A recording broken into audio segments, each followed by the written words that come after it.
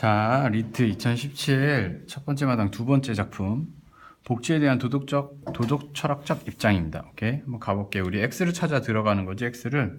빠르게 읽으면서 구조도를 그리고, 우리는 계속 얘기하지만 구조도를 뭐 사후적으로 분석하는 데 쓰겠다는 게 아니야, 지금. 읽으면서 읽는 과정에서 실전형 구조도, 굳이 말을 하자면 실전형 구조도를 쓰고 있는 겁니다. 한번 가볼게요. 자, 개인의 복지 수준이 향상되었거나 또는 한 개인의 복지 수준이 다른 사람들보다 높다고 평가할 때 이는 무엇을 의미하는가? 그러니까 복지 수준 이렇게 잡아주시면 될 것 같아. 복지 수준. 인간 복지의 본성이나 요건에 대한 이해를 요구하는데 이러한 대표적인 도덕 철학 입장은 다음과 같다. 첫째, 쾌락주의적 이론. 그치? 그러니까 이게 이제 X는 뭐로 잡아주면 되냐면 복지 수준이니까 복지에 대해서 이해를 하자라는 거지. 그치? 그래서 복지에 대한 이해 이렇게 잡아주셔도 되고요. 뭐 본성이나 요건을 파악하자는 거야. 그래서 첫 번째 입장이 뭐냐면 쾌락주의야. 쾌락주의다. 긍정적인 느낌으로 구성된 심리 상태인 쾌락의 정도가 그러니까 쾌락이라고 하는 건데 얘는 긍정적인 심리 상태래. 뭐 다 적어줄 필요 없이 쾌락 이걸 동그라미 치면 될 것 같아. 복지 수준을 결정한다고 본다. 얘가 뭐를 복지를 결정한다. 됐지? 어떤 개인이 느끼는 쾌락이 증진될 때 복지가 향상된다는 것이다. 쾌락이 증진되면 복지도 향상되는구나. 증진되는구나. 둘째는요. 욕구 충족 이론이래. 그럼 둘째 이론이 바로 나오네. 욕구 충족 이론이야. 그치? 욕구 충족 이론이야. 개인이 요구하는 것이 충족되는 정도에 따라 복지 수준이 결정된다. 뭐라고? 개인이 요구하는 게 있대, 욕구가. 근데 욕구가 어떻게 돼? 충족되는 거에 따라서, 그치? 충족되는 거에 따라서 복지가 결정된대. 재밌네.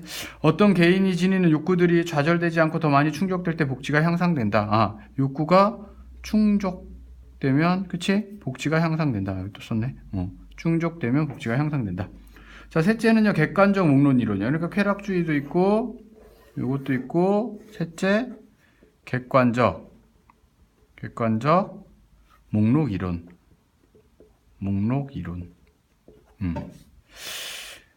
개인의 삶을 좋게 만드는 기록을 기준으로 그것이 실현되는 정도에 따라 복지 수준이 결정된다고 보는데 이러한 목록에서는 통상으로 자율적 성취, 지식, 인간관계, 미적 향유들이 포함되는데 이렇게 많으면 사실은 뭐만 잡으면 되는 거야 일단. 실현되는 정도. 그러니까 뭐가 있다는 거야? 목록이 있다는 거야. 목록이 실현되는 정도인데 이 목록에는 뭐가 들어간다는 거야? 모르겠는데 동그라미들이 들어간대. 4가지가 있네. 그치? 자율적, 지식, 인간관계, 미적 향유 이렇게. 그치? 그러니까 동그라미 이렇게 쳐놓고 여기서 찾으면 돼. 빠르게 그려. 이거 다 쓸 필요 없이. 그것의 내재적 가치는 그것이 개인의 쾌락을 주는지 욕구의 여부와는 직접적 관련이 없다. 얘는 재밌어. 이거의 내재적 가치라고 하는 것이 이런 가치들이 앞에 말한 쾌락인지, 그치? 욕구인지. 그러니까 뭐 화살표 한번 보내볼까? 뭐 보내도 될 것 같아. 쾌락과 욕구와 전혀 상관없다. 뭐 이렇게 그리셔도 되고요. 그치? 급하니까. 실전에서. 쾌락주의적 이론과 객관적 이론 목록은 어떤 것들이 내재적 가치가 있는가를 말해준다는 점에서 실질적, 여기 잘 잡아. 얘랑 얘를 끈집어내서 해야 돼. 얘네가 실질이야. 돼? 얘랑 얘. 그리고 가운데 있는 애가 뭐래? 그것이 무엇인지 말해주지 않는다는 점에서 얘는 형식적이네요. 가운데가. 돼? 그러니까 어떤 것을 찾아내는 방법을 가르쳐준다 했기 때문에 형식인 거야. 이것이 무엇인지는 왓인지는 안 가르쳐줘. 그거에 비해 실질은 뭐야? 무엇인지를 가르쳐줘. 됐지? 얘는 방법을 가르쳐주고 그래서 얘는 형식주의적 복지 이론이라고 그러는데 여기도 작은 구쯤 될 것 같아. 그치? 이게 형식주의적 복지 이론. 오케이? 자, 이러한 복지 이론들 중에서 많은 경제학자들의 지지를 받는 것은 욕구 충족 이론이다. 그러니까 재밌는 게 얘가 이렇게 3개 던져놓고 보통 여기 잡는데 여기 잡아버렸어 지금. 그러니까 니들이 이제 평가원 구조도의 특징은 뭐냐면 형식 문단과 내용 문단을 자꾸 뭉개버린다라고 했어. 왜 그래? 독해력을 평가하기 위해서 그런 거야. 좋은 글이라면 형식 문단과 내용 문단이 일치하겠지. 그치? 일치하는 게 좋은 글인데 지금 이 글 같은 경우에는 지금 일부러 뭉갠다라는 거야. 니들이 논리적 흐름을 잘 따라오게. 그치? 여기를 지지한대. 여기를 지지한대. 응? 자, 그들은 이 이론을 바탕으로 복지 수준의 높고 낮은 정도를 평가할 수 있다고 본다. 그렇구나. 왜 지지하는 이유가 뭐야? 복지 수준을 평가가 가능하다라는 거야. 이 사람들의 주장. 그리고 우리가 직관적으로 복지의 증가에 해당한다고 믿는 모든 활동과 계기들이 쾌락이라는 심리 상태를 항상 동반하는 아니기 때문에 쾌락주의적 이론은 복지에 관해서도 협소하다가 비판하면서 야, 그럼 이 문장 봐봐. 나 지금 여기다가 뭔가를 쓰려고 준비하고 있는데 사실 지금 이걸 깐 거지. 어떻게 깐 거야? 얘가 왜 모든 행동과 모든 활동이 반드시 쾌락이라는 심리 상태를 동반하는 건 아니래.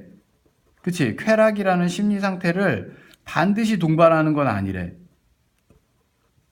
그치? 동반하지 않는데. 근데 사실 이거는 얘를 까는 건데 지금 문단은 여기 있단 말이야, 지금. 마치 여기에서 나올 것 같았는데. 그래서 어쨌든 이렇게. 그래서 너무 협소하다. 그래서 어떻게 해야 된다? 개방적이어야 된다. 돼? 이렇게 지금 나와야 돼. 욕구의 대상이 현실에서 구현되는 것이 중요하지 그 구현 사실이 인식되어 개인들의 어떤 느낌을 갖는 것은 필수적이 않다고 보기 때문에 그 이론의 옹호자들은 객관적, 이것도 봐. 객관적 목록 이론을 깠어. 그러니까 이게 평가원에서 진짜 잘하는 거거든? 이런 문장이 뭐야? 미괄식인 거지. 그러니까 여기 읽을 때는 내가 이게 지금 어디에 들어가는지 몰라. 이 내용 자체가. 근데 이 내용 자체가 나중에 꽂히는 부분은 객관적이야. 이쪽으로 봐야 된다는 걸 나중에 주는 거야. 이 앞에 문장도 마찬가지지. 이 앞쪽 부분에서 지금 뭘 얘기하는지 몰라. 그러니까 읽는 단계에서 이걸 모른다고. 근데 그러니까 사실은 그럼 이거구나 이렇게 이해해도 좋지만 그렇게 읽고 나서 얘를 다시 여기다 배치시켜주는 구조도로 배치시켜주는 게 굉장히 도움이 되는 거야 사실은. 얘가 지금 여기 두 개를 까고 있는 거야. 저 문장에서. 여기도 봐봐. 그럼 문장 자체도 쉽지도 않아. 욕구의 대상이 현실에서 구현되는 것이 중요하지 구현 사실이 인식되어 개인들에게 느낌을 갖는 것이 필수적이지 않다고 보기 때문에 한계를 지닌다. 그럼 이렇게 보는 거는 얘인 거야. 어떻게? 어떤 욕구의 대상이 현실에서 구현된 것을 얘가 다시 인식해야 되는 거야. 그치? 인식되어서 어떤 느낌을 줘야 되는 거야. 얘는 그렇게 생각하는 거야. 그럼 얘는 어떤 거야? 그냥 구현만 되면 되는 거야. 얘 입장에서는. 되지? 그러니까 사실 이걸 지금 구조도를 그리면서 정확하게 파악을 해야 돼. 이게 지금 결정적인 문단인 거야. 핵심 문단, 구가 여기서 나오고 있는 거고, 우리 미시구조도라는 것도 지금 여기서 빵빵 때려줘야 되는 거야. 위에서보다는. 그러니까 얘도 보면 처음엔 그렇게 어렵지 않게 쭉 들어오다가 여기서 빵빵빵빵빵 꼬이는 거야. 그러니까 글이 뭐가 있다라 그랬어. 어떤 흐름상에서의 강약이 있다라고 그랬지. 그래서 구조도 상태에서도 그냥 거시로 쭉쭉 뺄 수 있는 거는 약약약약 하다가 강 할 때는 미시구조도 쓰라 그랬잖아. 그치? 그러니까 리트뿐만 아니라 6월, 9월에서 평가원에서 특히나 이렇게 잘 구성을 하기 때문에 니들이 여기에 대한 연습이 좀 돼줘야 되는 거야. 네? 계속 읽어볼게. 자, 그래서 복지 목록에 있는 항목들이 대체로 개인들의 복지에 기여한다는 점은 인정할 수 있지만 항목들이 복지에 기여하는 이유에 대해서 제대로 해명하지 못하고 있다. 그러니까 얘도 봐봐. 어떤 목록들이 개인의 복지에는 기여는 한데 근데 그치? 기여는 한데 그 항목들이 기여하는 이유에 대해서 이 이유가 뭐야? 왜 기여하는데 어떻게 하는데 여기에 대답을 못하고 있대 지금. 또한 개인들이 실제로 요구하는 것들 중에 그 목록에 포함되지 않아서 복지에 기여하는 경우도 있다는 것이다. 그치? 이 목록에는 없는데 실질적으로 여기 기여하고 있는 것들도 있을 수 있잖아. 이런 사례로 지금 어떻게 하고 있는 거야? 얘를 비판하고 있는 거야 지금 이 문단에서. 그치? 그러니까 여기 내용을 쓸 듯 마치 이걸 지지한다라고 해놓고 지금 양쪽에 대한 비판을 쓰고 있는 거야. 되니? 하지만 이러한 욕구 충족 이론도 다음과 같은 문제점을 갖고 있다. 이제 드디어 얘에 대한 한계가 나오나 봐. 부정적이니까 세모를 쳐보자. 얘에 대한 한계.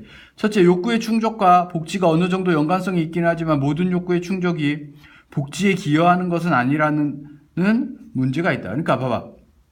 첫째, 둘째, 셋째니까 얘가 지금 세 가지 정도 문제를 얘기를 하고 있어. 첫째 나왔으면 사실은 뭐 이렇게 한번 쓱 보는 것도 괜찮을 것 같긴 한데 어쨌든 첫째 그냥 읽어. 욕구의 충족과 복지가 어느 정도 연관성이 있지만 모든 욕구 충족이 복지에 기여하는 그러니까 첫 번째 1번 모든 욕구가 복지에 기여하는 건 아니야. 몇 개는 맞는데 반드시 모든 게 가는 건 아니라고. 어떤 건 아닌 게 있을 수 있다는 거야. 그치? 사람들이 정보의 부족이나 잘못된 믿음으로 자신에게 나쁜 것을 요구할 수 있으면 그게 무슨 소리냐. 일단 어떤 케이스가 있냐면 이렇게 안 가는 케이스가 있는데 첫 번째 자신에게 나쁜 것을 요구할 수가 있어. 뭐 마약이나 뭐 이런 거. 그치? 두 번째는 뭐냐면 타인의 삶에 대해 내가 원하는 것이 이루어졌다고 했어. 예를 들면 내 딸이 뭐 좋은 데 시집을 갔으면 좋겠어. 뭐 이러면 그 타인에게는 복지가 이루어졌지만 나의 복지가는 무관할 수 있잖아. 그치? 타인에게 대한 근데 그것도 나의 욕구는 맞잖아. 나가 욕구한 건 맞다고. 그래서 이루어졌어. 근데 그게 나한테 돌아오질 않는다라는 거야, 복지가. 그치? 두 가지 케이스가 나왔어, 첫째에서. 자, 둘째, 사람들이 타인에 대한 가학적 요구와 같은 반사회적인 거. 그치? 두 번째, 내가 요구하는 것이 반사회적일 수 있어. 쟤 좀 어떻게 됐으면 좋겠어, 이런 거. 세 번째는 뭐야? 개인이 일관된 욕구 체계를 갖고 있지 않아서 욕구 사이에 충돌이 발생할 수가 있대. 그치? 개인이 보통 일관된 욕구를 갖고 있지 않아. 욕구 체계를. 그래서 욕구와 욕구가 서로 충돌해요. 이중적인 거지. 이러기도 했으면 좋겠고, 저러기도 했으면 좋겠고. 그러니까 세 가지의 단점이 나온 거야, 지금.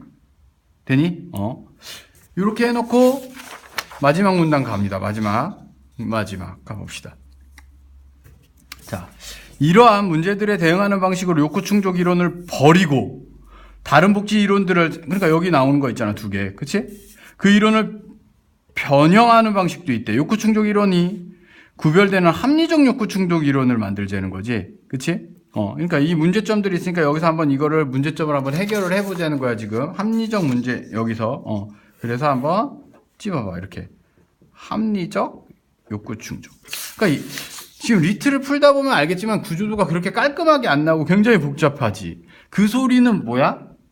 글의 전개, 문단 전개가 깔끔하게 형식 문단과 내용 문단을 주지 않는다라는 거야. 그렇다고 너무 뭐 말도 안 되게 쓰진 않아. 근데 일단은 형식 문단으로 그리는 건 안 맞아. 이거는 그냥 평가하는 6월, 9월, 11월 가서도 마찬가지일 거야. 그러니까 문단 요약형으로 연습하면 안 된다는 거야. 뭐 첫 번째 문단에 중심어가 있고 그 중심어 정리하고 뭐 이거. 구조도 하면 제일 많이 받는 오해. 선생님 공부 방법의 오해 중에 하나가 저 이거 해봤어요. 요약해 하는 거잖아요. 요약 아니야. 그렇게 생각했다가는 완전히 특히 6월, 9월에 박살이 납니다. 그치? 리트도 마찬가지고. 형식 문단과 내용 문단은 뭉개고 있다는 거야. 그러니까 머릿속에서 어떤 논의의, 흐름 자체를 잡아줄 수 있는 구조도, 방식의 독해가 필요해. 어쨌든 다시. 자, 그래서 얘는 합리적 욕구 충족이라는 새로운 X를 줬어. 그래서 정보에 입각하여 타인이 아닌 자기에게 이익이 되는 합리적 욕구의 충족만이 복지에 기여한다고 본다. 이건 사례를 준 거야. 그러니까 타인이 아니라 아까 그 사례를 첫 번째 사례 있잖아. 뭐 딸내미 그런 것처럼 자기에게. 그러니까 결과적으로 이건 뭐냐면 합리적이어야 된다라는 거야. 뭐가? 욕구가. 욕구하는 것이 합리적이라면 그것이 바로 좋은 것이라는 입장이다. 그러니까 얘는 하나의 사례를 줬지만 뒤에 뭐 마약 얘기나 이런 것도 다 들어갈 수 있는 거야. 합리적이라는 용어 자체. 이 이론은 욕구 충족 이론이 봉착한 난점을 상당히 해결해 준다는 점에서 장점을 가지고 있다. 하지만, 그치? 여기에 대해서 Y가 나오네. 이 이론은 어떤 욕구가 합리적인지에 대한, 이게 뭐니? 이게 뭔데? 라는 데 답변을 못하고 있대. 답변을 해야 된대. 근데 만약에 누군가 이것을 답변할 수 있다면 어떻게 된다는 거야? Y가 나오는 거야. 형식적 복지에서 실질적 복지 이론으로. 형식적 복지 이론에서 실질적 복지 이론으로 나아가는 게 된대. 이게 Y인 거야. 재밌지? 아까 전에 형식적 복지 이론이라는 게 뭐야?